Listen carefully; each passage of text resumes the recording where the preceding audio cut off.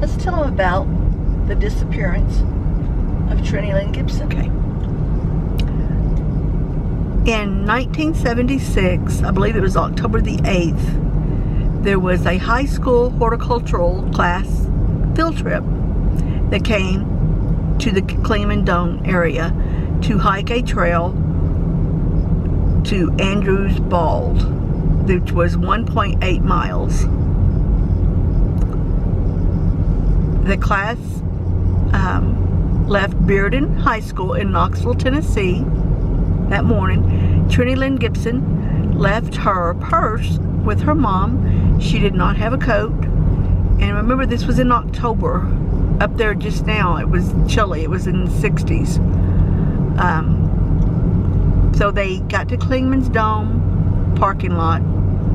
And the kids, I believe there was like 40 students. They got off the bus and was to meet back at 3:30 at the bus. They were only to go down Andrew Bald's trail. She has never been found. There is no indication whatsoever of what happened to her as far as the public knows. She walked to Andrews Bald with a fellow student, a boy, and I'm not going to be giving any names or anything or any of the real big details. If you want to look it up on YouTube, there's lots of videos on her disappearance. They had lunch together, and then the boy decided that he was going to track a bear, and that he would leave Trenny to walk the trail back by herself, along with some other students that were also walking back. And Trenny was walking, they say, at a pretty good pace, and she would come up on a group of students and maybe walk with them for a few minutes, and then she would go on and go on ahead of them and keep walking. She came upon some more students, and she talked for a minute, and they wanted her to sit down and wait with them, rest, and she told them no, that she was going to go ahead and go on. And so she went ahead and walked on, and she went up around a slight bend in the trail, and this girl said she could see her. She bent down on the trail like she was looking at something, and the girl looked back and she was gone. They don't know, there's no evidence of her leaving the trail. They did not find anything of hers on the trail.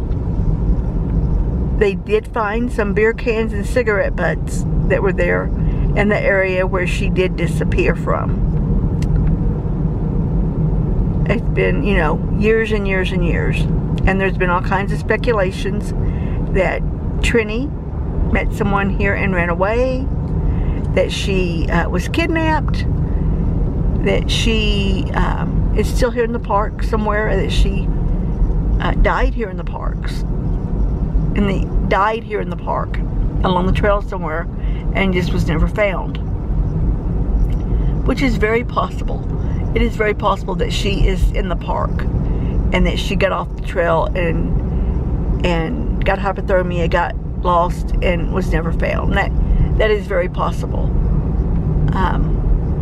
There's all kinds of different stories and things about what happened to her, and there's some things that happened even before the field trip, like a year before, and we're not going to get into that, but just know that there was other things happening with her. But she was a great student.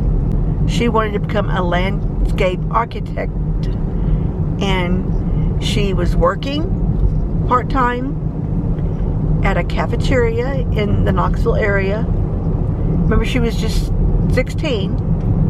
She had a savings, and her savings was not touched.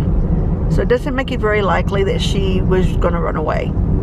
And it's also said that the students did not know where they were going that day, on that October morning when they were headed on the field trip. They did not know where they were going.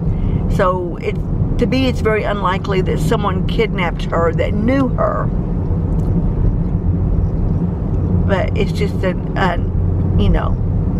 unsolved disappearance, and just kind of eerie to think about that, here you have a 16-year-old girl on a field trip with 40 other students, and she's between students walking. There's students up ahead of her, there's students behind her, and she disappears off the trail. What happened to her? There was only one chaperone with the group of 40 students. The teacher was the only chaperone.